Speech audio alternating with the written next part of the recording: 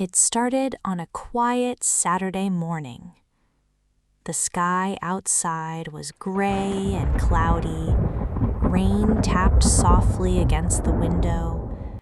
I stood in the laundry room, half awake, dropping dirty clothes into the washing machine.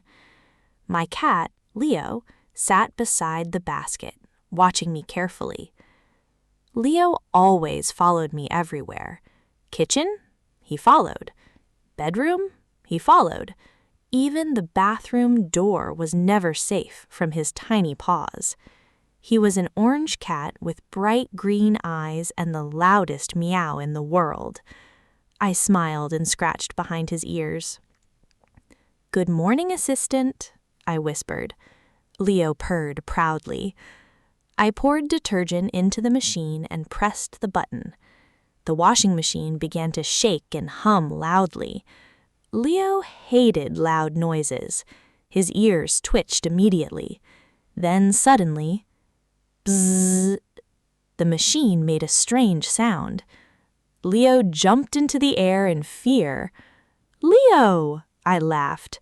But before I could grab him, he ran out of the laundry room at full speed. I heard tiny paws racing across the floor.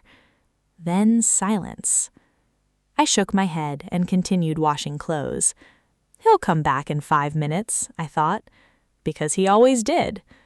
But this time, he didn't. An hour later, I walked into the kitchen. "Leo?" I called again. No answer. I checked under the table. Nothing. Under the couch? Nothing. Bedroom? Empty. Now my stomach felt strange. "Leo?" I called again, louder this time. Still nothing. I opened the front door slowly. Cold wind rushed inside. And then I saw it. The door to the backyard was slightly open. My heart dropped immediately. No. Leo was an indoor cat. He never went outside alone. I ran into the backyard quickly. Rain covered the grass with tiny silver drops. "Leo!" I shouted. No orange fur. No green eyes. Nothing. Only the sound of rain. At first, I tried to stay calm. "He's nearby," I told myself. "He's probably hiding." I checked behind flower pots, behind the fence, under the old wooden chair. Nothing. My chest tightened. I grabbed my jacket and rushed outside into the street. Cars passed slowly through the wet road. "Leo! Leo!" Some neighbors looked at me curiously through their windows. An old woman walking her dog stopped beside me. "Did you lose something?" she asked gently. "My cat," I answered quickly. "He's orange, small, green eyes." She nodded kindly. "I'll keep an eye out for him." "Thank you," I whispered. I walked farther down the street. Every orange object made my heart jump. A plastic bag, a wet football, even a pumpkin decoration on someone's porch. But none of them were Leo. Hours passed slowly. The rain became heavier. By evening, my shoes were soaked. My hands were freezing. And Leo was still gone. When I returned home, the apartment felt painfully quiet. No meowing. No paws scratching the floor. No fluffy tail brushing against my legs. I sat on the couch and stared at his empty food bowl. That was the moment fear truly hit me. What if he was hurt? What if he was scared? What if he couldn't find his way home? I couldn't stop imagining terrible things. That night, I barely slept. Every small sound made me sit up quickly. At midnight, I heard something outside. Scratch, scratch. I jumped off the couch and opened the door immediately. But it was only a tree branch moving in the wind. I closed the door slowly, feeling worse than before. The next morning, I printed missing cat posters. Lost cat, orange tabby, name Leo. I placed them everywhere. Street poles, coffee shops, bus stops. One little girl pointed at the poster excitedly. "I saw a cat like this yesterday," she said. My eyes widened immediately. "Where?" "Near the small grocery store," she answered. I thanked her and ran there as fast as possible. My heart pounded wildly. Maybe this was it. Maybe I would finally find him. I searched every corner near the store. Then suddenly,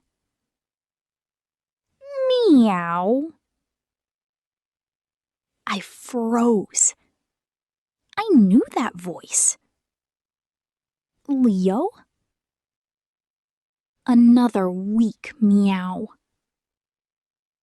I followed the sound carefully until I reached a narrow alley beside the building.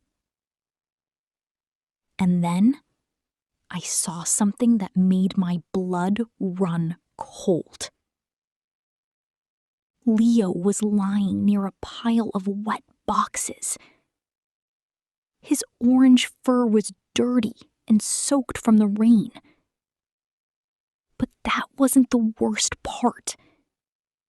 Right in front of him, a long, dark snake lifted its head slowly. I froze in fear. The snake hissed loudly. And suddenly, everything made sense. The backyard door, the missing cat, the strange silence. Leo must have chased the snake away from the house. He was trying to protect our home. But somewhere during the fight, the snake injured him. I rushed toward Leo and dropped to my knees beside him. His breathing was weak. One of his front legs was bleeding slightly. And his body trembled, shaking from deep exhaustion. My hands shook badly as I picked him up carefully.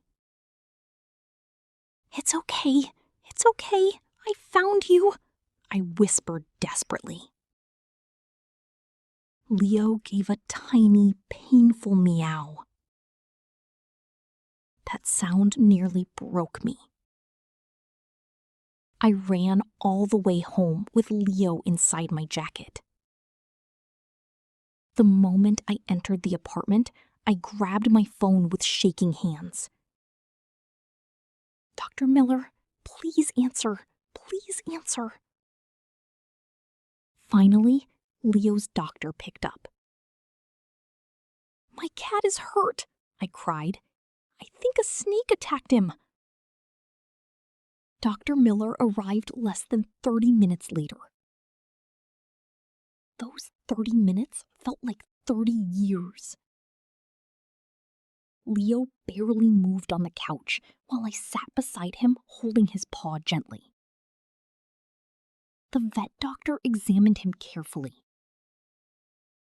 An animal doctor is called a veterinarian doctor. That night, I stayed awake beside him for hours. Every time Leo opened his eyes, I felt relieved all over again. By morning, he finally stood up slowly and walked toward his food bowl. I almost laughed and cried at the same time. "You nearly gave me a heart attack, and you're hungry already?" Leo meowed weakly. I smiled through tears and placed food into his bowl. Outside, rain tapped softly against the windows again. But this time, Leo was home. Safe, warm, alive.